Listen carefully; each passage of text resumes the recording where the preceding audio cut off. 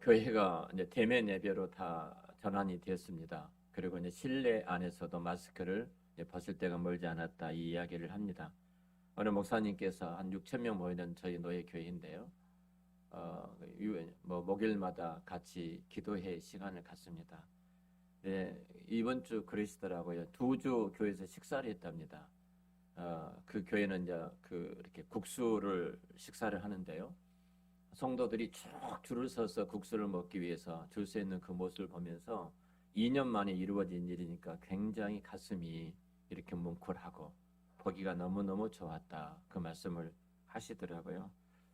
국수 한 그릇 먹기 위해서 강남에 그 도 있는 사람들이 줄을 서서 식탁 앞에 서서 한 그릇 기다리고 있는 그 모습 뿐만 아니라 그 안에서 성도들의 교제가 국수를 통해서 이루어지는 그 모습, 그 모습 속에 교회의 회복됨을 이제 보게 되었다 이 말씀을 하신 것을 들었습니다. 자, 우리가 주일날 예배를 본 예배를 전환을 했습니다. 유튜브로도 들을 수 있고 줌으로도 들을 수가 있습니다. 그래도 안 한 것보다 낫지 그런 생각을 하실 수 있어요.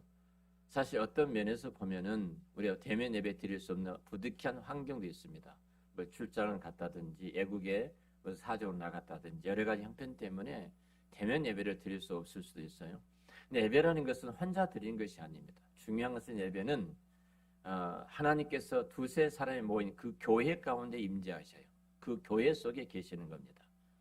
그러니까 결국은 혼자 예배는 드릴 수가 없는 거예요. 그러죠? 그래서 최소한도 유튜브로 예배를 드린 것보다도 줌으로 드린 것이 더 낫다. 목사님들이 결국은 이 예배를 비대면 예배를 드리면서 느끼신 것이 비대면이 얼굴과 얼굴을 보면서 그 공동체 안에 한 곳에 들어와서 예배를 드리는 그 모습이 더 낫다. 그 말씀을 드렸습니다. 자, 우리 마음속에 이런 일입니다. 그래도 안 한 것보다 낫지. 내가 대면 예배를 드릴 수 없었는데 그렇다면 내가 집에서라도 내가 출장 가서라도 다른 데 가서라도 내가 그렇게 그 유튜브로 예배 드리는 것은 내가 안 하는 것보다 낫지 않겠는가 이런 생각이 문득 들어질 때가 있을 겁니다. 혹시 여러분 마음속에 안 한 것보다 더 낫다는 생각이 있다면 오늘 이 말씀을 통해서 계속 지금 말라기서 1장을 가지고 예배를 능멸하지 말자, 예배를 예배답게 회복하자 하는 주제로 말씀을 드리고 있는데요. 바로 이 예배 문제 속에 그 말라기 시대에 그 백성들이 빠져 있었습니다. 안 하는 것보다 그래도 낫다. 이거예요. 이 시대에 우리들도 종종 빠지는 한정이 그겁니다. 안 한 것보다 그래도 낫지.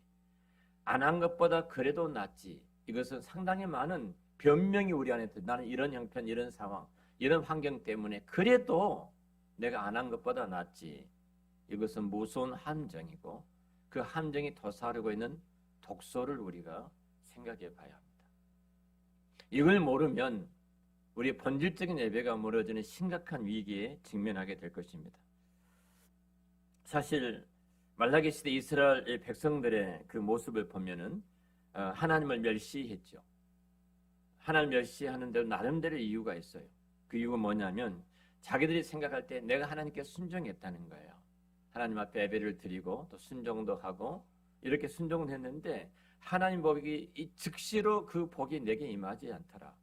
그 즉시로 하나님이 복을 부어주시지 않더라. 응답을 주시지 않더라. 이 말이에요. 그래서 이들은 이제 그런 하나님 앞에 확 돌았습니다. 돌아서서 하나님을 비난한 쪽으로 이제 저들의 마음이 돌아서서 불평하고 원망하기를 시작합니다. 한 가지 특성인데요.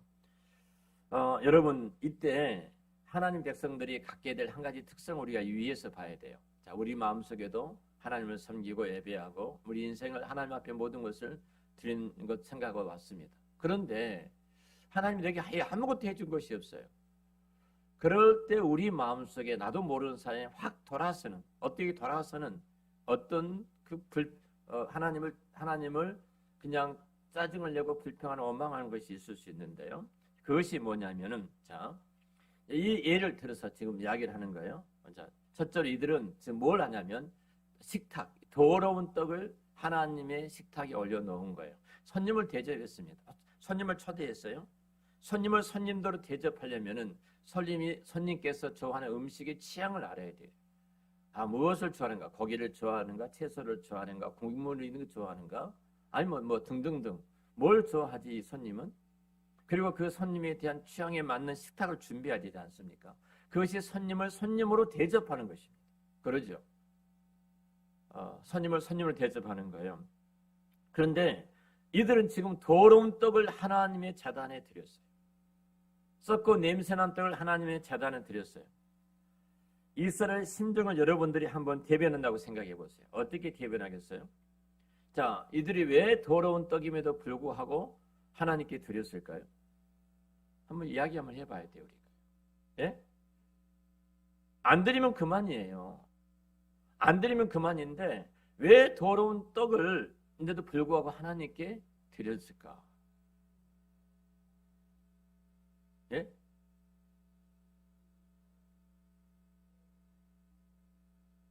네, 뭐 그렇습니다. 말씀 잘해 주셨습니다. 재물도 마찬가지예요. 재물도 똑같은 그런 방식으로 드렸거든요. 눈 먼 것, 병든 것, 뭐 이렇게 저는 것을 하나님께 드리지 않았습니까? 조금만 진지하게 생각해 보면 정말 이상해요. 율법에 분명히 금한 것들입니다. 하지 말라고 한 것들이에요. 이스라엘 백성들이야 모두가 다 그것을 알고 있었습니다. 이런 것들은 하나님께 드려서는 안 된다는 것을 이스라엘 백성은 다 알고 있었거든요. 그러면 드리지 않으면 되는데 왜 드렸을까? 우리는 궁금해해야 됩니다. 왜 드렸을까? 하나예요. 그것이 안 하는 것보다 그래도 낫다. 자, 이것이 우리가 주님을 섬기는데 가장 무서운 독소예요. 여러분, 그 교회의 타락이 어디서부터 오냐면요. 여기서부터 출발을 합니다. 교회의 무너짐, 하나님의 이름이 망령된 것이 어디서부터 큰 것에 온 게 아니에요. 뭐 그래도 나는 하고 있는데 차라리 안 하는 것보다 훨씬 더 내가 낫지. 자, 여기서부터서 하나님 영광이 가려지고 여기서부터서 교회가 심각하게 위기에 직면하고 무너지는 쓰나미처럼 무너지는 그 현상들이 찾아옵니다. 오늘 이것이 치명적인 독이라는 사실을 여러분들이 생각을 하셔야 되고요. 하나님 반대를 알았다면 안 해야 될 텐데 어쨌든지 간에 내가 하는 것이 낫다. 자, 이 생각을 갖고 지금 이들이 그렇게 행동하고 있죠. 여러분, 과연 하나님께 제사에 있어서 안 한 것보다 나은 제사가 있을까요? 그 제사는 없습니다. 여러분, 초점을 잃어서는 안 돼요. 만약 초점을 잃어버리면 본질을 놓쳐버리기 때문에 우리는 내가 어디로 잘못되어 가고 있는지조차 모르고 엉뚱한 일들을 행할 수가 있거든요. 그게 어디야? 아는 사람들도 있는데 나는 그래도 낫지 않아. 이렇게 하고 있는데, 응? 재단이 좀 속되게 말해서 좀 속되다게 해야 될까요? 뭐 좀 예를 갑자기 생각나는 얘가 좀 속된 것 같아서 안 하겠습니다. 초점을 지금 얘기의 초점 이거예요. 하나님이 금하신 것을 뻔히 알고 있거든요. 근데 왜 이것을 하나님께 드리냐는 겁니다. 내가 형편이 어려우니까 그럴 수밖에 없습니다. 그런 이유가 아니라는 거예요. 내가 형편이 어려우니까. 아니요, 이들은 하나님께서 싫어한다는 것을 뻔히 알고 진짜 하나님이 금했다는 것을 알고 있으면서도 그리고 그것을 지키지 않으면서도 그것을 어기고 그들은 이 정도 하고 있으니까 나름대로 나는 괜찮은 놈이야. 나는 그래도 하고 있어. 이렇게 생각하고 있는 것입니다. 자, 역사상 교회 타락을 보면요. 수많은 이유가 있었어요. 수많은 문제가 있었어요. 수많은 이유가 있었는데요. 우리가 어렵게 그냥 멀리까지 거슬러 올라가지 않더라도 오늘 우리 주변 모습만 볼지라도요. 여러분 가장 중요한 그 교회가 본질적으로 하나를 꼭 잊지 말고 붙잡아야 됩니다. 그 뭐냐면 교회는 가장 중요한 교회는 거룩함입니다. 거룩함. 거룩성이에요. 여러분 우리가 이 거룩 다시 말하면 이 죄의 소멸인데요. 죄의 소멸을 어떻게 생각을 하십니까? 우리가 비록 거기까지 다 다다를 수가 없어요. 정말 우리가 거기까지 다 다다를 수 없는데요. 교회는 항상 죄에 대해서 진짜 죄는 소멸되어져야 된다. 어떤 형편인 이 교회 안에 그 어둠의 죄들은 들어오지 못하도록 철저하게 차단하고 막아야 된다. 이런 자세를 우리는 가지고 있어야 됩니다. 교회의 성장, 교회의 능력, 교회의 영광 어디가 있느냐면 교회의 거룩성입니다. 거룩함이에요. 교회 안에서 일어난 수많은 일들이 있죠. 우리는 최소한도 교회 안에서 죄악, 그러니까 죄와 악이 발견되면 정말 우리는요, 소스라치게 깜짝깜짝 놀라야 합니다. 아니, 우리 안에 이런 악이 있다니, 내가 이런 생각을 하고 있다니, 정말로 우리가 얼마나 추하고 더러운가. 우리 희망이 없는 자다. 하나님의 은혜가 없으면, 하나님의 국률하심이 없이는 있을 수 없는 일이다. 그리고 교회는 바로바로 회개해야 합니다. 근데 문제 발단이 어디서 오냐면요, 비록 하나님께서 그것을 금했습니다. 그런데 우리는 사는 게 다 그렇지, 뭐 어쩔 수 없잖아. 내 환경이 이러고 내 상황이 이러고 내 형편이 이러는데 사람이 사는데 당연히 죄를 지을 수밖에 없어. 여기에서 가장 위험한 생각이 들어오는 것입니다. 그래, 나는 좀 더 낫지 않아? 너보다 좀 더 낫지 않아? 이런 생각이 치명적인 독이 되는데요. 왜 독이 되냐면 결국은 하나님의 말씀하신 것이라는 말씀을 적당한 선에서 지키면 되는 거야. 적당한. 그래서 나는 너보다 좀 더 나아. 자, 이런 생각이 우리 안에 들어오게 되면은 하나님의 말씀이 쓰나미처럼 무너지게 되어 있습니다. 자, 그래서 우리는 이렇게 연약하고 부족한 사람들이니까 어느 정도 하는 데까지만 우리가 하자. 거기는 우리가 도무지 갈 수 없어. 거기서 우리는 여기까지 나는 그래도 했어라고 하는 자기 만족이 딱 들어오기 시작하면요, 그때부터 사단이 그 영혼을 갖고 놀게 돼 있습니다. 여러분, 하나님의 명령을 순종하는 것이 아니라 자기 마음대로 이제 자기가 원하는 대로 그 사람을 살아가기가 되어야 되는데요. 이것이 교회의 총체적인 타락이고 이것이 사사시대에 있었던 자기 소견에 옳은 대로 행동하는 시대였습니다. 안 하는 것보다 하는 편이 낫지. 이것이 내 편에 내 생각대로 하는 사사시대의 그 어둠의 시대였습니다. 자, 한국교회 모습을 봅니다.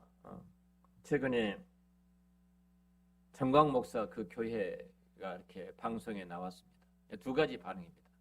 그리고 어떤 목사님들은 그래도 교회를 갖고 그러면은 교회에 대한 전체적인 총체적인 부정적인 이미지를 갖고 세상 사람들이 교회를 지탄하기 때문에 전도 길이 막힌다. 전도 길이 막히기 때문에 그놈들을 사단이다 하는 목사님들이 계십니다. 또 한쪽에서는 아니다. 진짜 그 사람 목사도 아니다. 어떻게 목사가 하나님의 이름을 가지고 여호와의 이름으로 그런 무서운 그 성경에 없는 자기의 어떤 목적을 쟁취하기 위해서 수단과 방법을 가리지 않고 하나님 이름 망령에 이렇게 하면 그렇게 할 수 있느냐?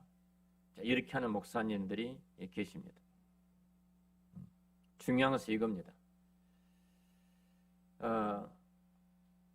신자들이요, 우리 자신의 삶을 돌아보죠. 그리고 더럽고 추하게 그지없음에도 불구하고 그것은 어쩔 수 없어 인간이기 때문에 내가 부족하기 때문에 그래도 이거라도 하지 라고 자기의 합리화로 이렇게 보상 심리로 나는 그래도 이것이라도 했어라고 만약에 들이댄다면 여러분, 그것은 가장 무서운 죄입니다.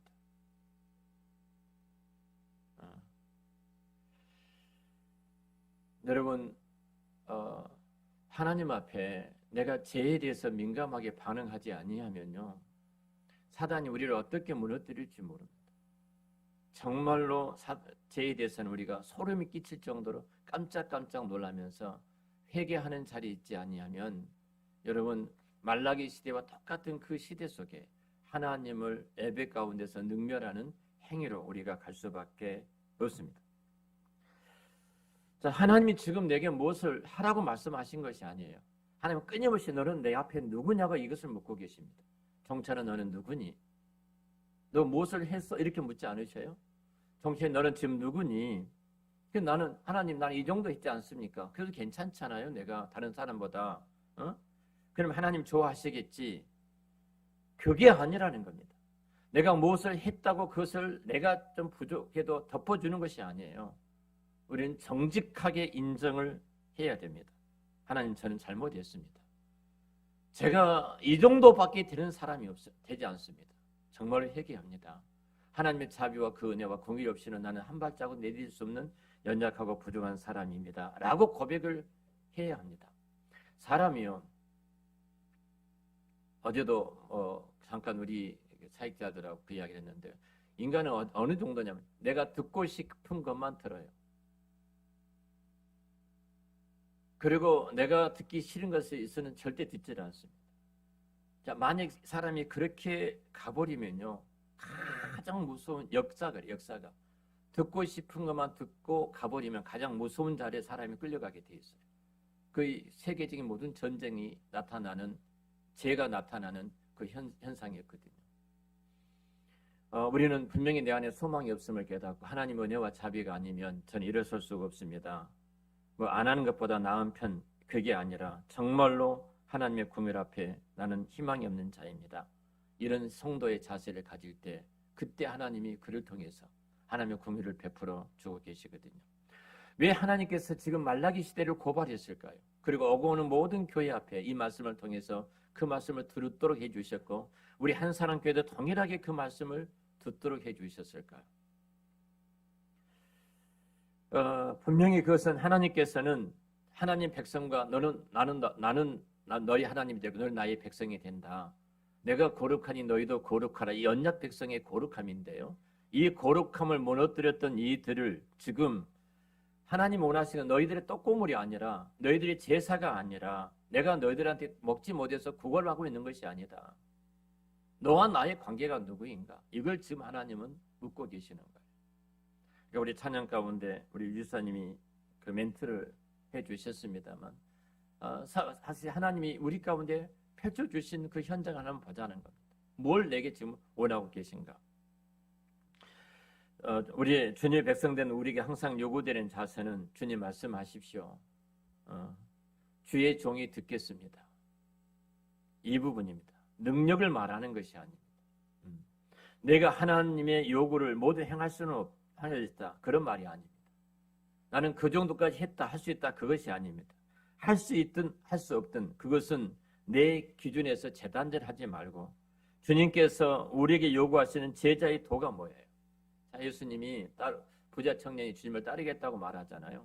내가 제자로서 당신을 따르겠습니다. 그때 주님이 이렇게 말씀하시죠. 내 재산을 다 팔아서 가난한 자에게 나누어 주는 것 그래요. 그리고 내게 나를 따르라. 그 사람이 부자인 거로 근심하며 돌아갔다 이렇게 말하죠. 여러분 그렇게 말씀하셨으면요. 주님 안에 들어가기 위해서는 그 모든 재산을 팔아 가난한 자에게 주어야 합니다. 주님께서 우리에게 요구하시는 제자도가요. 아버지를 장례하지 말고 그대로 와라. 그러면 우리는 네 알겠습니다 하고 가야 하는 것입니다. 내가 재산을 다 팔고 따라오라 하니까 저는 이런 형편이고 앞으로 이런 계획이 있고 이런 사정이 있습니다. 그렇게 할 수가 없습니다. 이 정도 하고 따라갈까요? 아니라는 겁니다. 주님께서 우리에게 요구하시는 것은 제자로서의 쟁기를 잡고 뒤를 돌아보지 말라. 그럼 그렇게 해야 되는 것입니다. 우리 찬송은 그렇게 하잖아요. 주님 말씀하시면 그 말씀대로 따라가겠습니다. 가라 하면 가고 멈추라면 멈추겠습니다. 주님께서 우리에게 요구하신 제자의 도는요. 그물을 버리고 나를 따라가면 그물을 버리는 것입니다. 내가 목을 메고 있는 것이라 할지라도 주님이 그 그물을 버려라 하면 버리는 거예요. 우리 주님은 우리의 모두를 이렇게 받기를 원하십니다. 받기를 원하세요. 하나님의 말씀에 저것은 안 되니까 제가 이거라도 하겠습니다. 지금 말라기 시대의 사람들이 그러하고 있다는 사실이에요. 그리고 이 제물을 주께서 보시면서 나를 능멸하는 행위를 하고 있다. 나를 욕되는 행위를 하고 있다. 그렇게 말씀을 하고 계십니다. 여러분, 저 말라기 시대를 보면서 우리들의 태도와 행위들을 여러 가지로 살펴봤습니다. 여러분, 예배가 회복되어지면, 예배가 살면 모든 우리 사람은 변화될 수 있고요. 그 예배가 회복되면 우리 인생의 문제가 다 해결될 줄로 믿습니다. 그 예배 가운데 임재하신 하나님이 모두를 책임지기 때문에 그래요. 책임을 져주십니다. 그래서 우리는 예배에 목숨을 걸어야 됩니다. 예배에 목숨을 걸 때 그래서 인격이 변화되고 인생이 변화되고 그의 삶이 변화되어지는 것입니다. 정말로 우리 예배를 통해서 하나님 이름이 높아질 때 세상에 많은 사람들 우리 예배를 통해서 그 예배 은혜 가운데 그 은혜 속에 들어오고 싶어 하는 마음이 생기는 것입니다. 우리가 힘든 시대에 살아갑니다. 예배가 멀어졌다고 말합니다. 모든 교회들이 어떻게 예배가 회복될 것인가 고민하고 저희 교회 동일하게 마찬가지입니다. 지금까지 대면 예배를 쉽게 드렸던 그 형제들이 어떻게 모두가 다 예배에 함께 참석해서 그 예배를 회복하고 그 예배 속에 임재하신 하나님의 영광과 그 은혜를 누리게 될 것인가, 이 부분을 저도 역시 똑같이 고민하고 있고 모든 목사님들이 고민하고 있습니다. 이때에 정말로 하나님 앞에 죄에 대해서 민감한 생각을 갖고 그리고 죄에 대해서 소스라치게 놀라고 그 해가 하나님의 말씀이 아닌 세상 것이 들어온 것에 대해서는 진짜 소름을 우리가 쳐야 되고 그리고 우리는 회개할 때 그 교회가 교회됨을 통해서 하나님의 영광을 받으시고 그 능력을 우리 가운데 드러내실 줄로 믿습니다. 말씀을 정리하겠습니다. 저 한번 따라서 할까요? 주님이 가라 하시면 가겠습니다. 주님께서 멈추라 하면 멈추겠습니다. 이것이 그리스도인의 고백입니다. 이 고백을 통해서 하나님이 살아계셔서 우리 인생 가운데 함께 하시는 그 실증된 실제가 된 그 삶을 누리시기를 우리 주의 이름으로 축원합니다. 기도하겠습니다.